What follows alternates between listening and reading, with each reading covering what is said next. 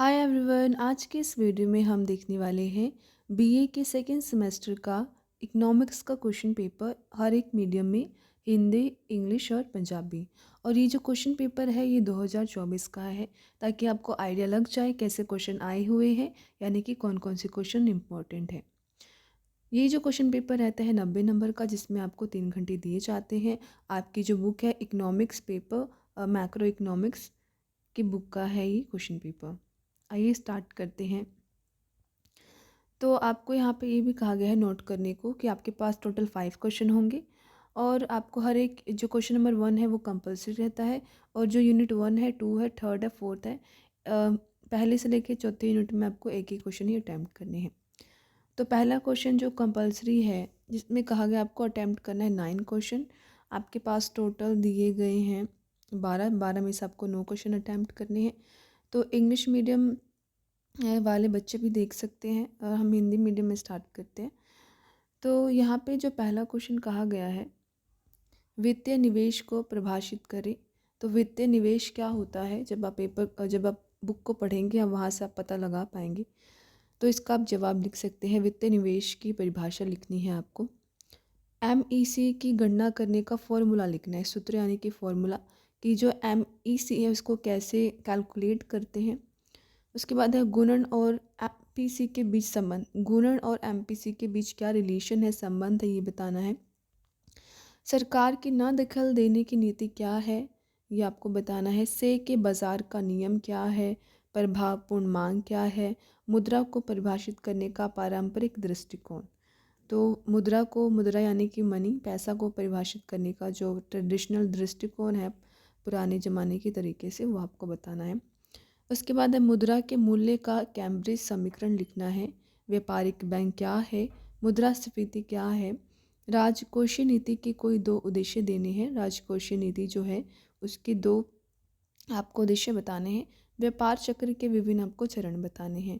तो 9 क्वेश्चन जो है आपको अटैम्प्ट करने हैं। एक क्वेश्चन है यहाँ पे 2 नंबर का, 9 दूनी फिर 18 हो जाएगा आपको टोटल नंबर। यूनिट फर्स्ट में आपके पास 2 क्वेश्चन है, जिसमें पहला क्वेश्चन है सीमांत उपभोग प्रवृत्ति और औसत उपभोग प्रवृत्ति के बीच अंतर बताना है, और उन कारकों की विवेचना करनी है जो उपभोग प्रवृत्ति को निर्धारित करते हैं। और ये है 18 नंबर का। अगर आपको ये क्वेश्चन नहीं आता है, आपके पास दूसरा ऑप्शन है गुणक की अवधारणा को परिभाषित करें, इसकी अनुकूल और प्रतिकूल प्रक्रिया को दिखाएं।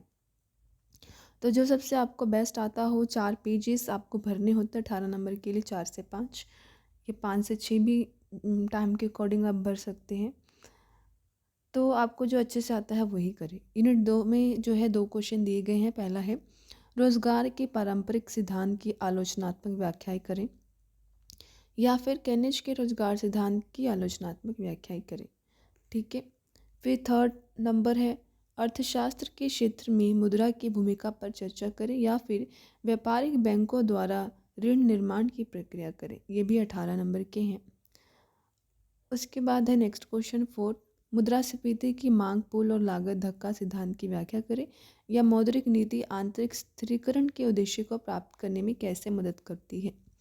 दोनों में से आपको एक ही अटैम्प्ट करना है। हर एक यूनिट में आपको 18-18 नंबर मिल जाएंगे टोटल, और तब जाके आपका जो टोटल नंबर हो जाएगा 90 मार्क्स। ठीक है। तो ये था हिंदी मीडियम वालों के लिए। अब हम देखते हैं पंजाबी मीडियम में भी सेम है, आप पढ़ पाएंगे। सबसे पहले यहाँ पे लिखा है कि हेठ लिखिया विचों कोई 9 प्रश्न करो। ਵਿੱਤੀ ਨਿਵੇਸ਼ ਦੀ परिभाषा, MEC ਨੂੰ ਮਾਪਣ ਦਾ ਫਾਰਮੂਲਾ, ਗੁਣਕ ਅਤੇ MPC ਵਿੱਚ ਸੰਬੰਧ, ਸਰਕਾਰ ਦੀ ਨਾ ਦਖਲ ਦੇਣ ਦੀ ਨੀति, से ਦਾ बाजार, प्रभावशाली मांग। आप देख पाएंगे। ठीक है, आप खुद से भी नोट डाउन कर सकते हैं कैसे कैसे क्वेश्चन आए हुए हैं। अगर आपको स्क्रीनशॉट लेना है आप स्क्रीनशॉट भी ले सकते हैं। तो ये था आपका क्वेश्चन पेपर। अगर आपको और भी क्वेश्चन पेपर की नीड है, जैसे पंजाबी, हिंदी कंपलसरी या इलेक्टिव, या English, history and culture of Punjab, human rights and duties, politics, any question paper if you want, let me know in the comment section. और मैंने ऑलरेडी अपलोड भी कर दिए हैं, आप ज़रूर देखिए। Thank you guys, bye.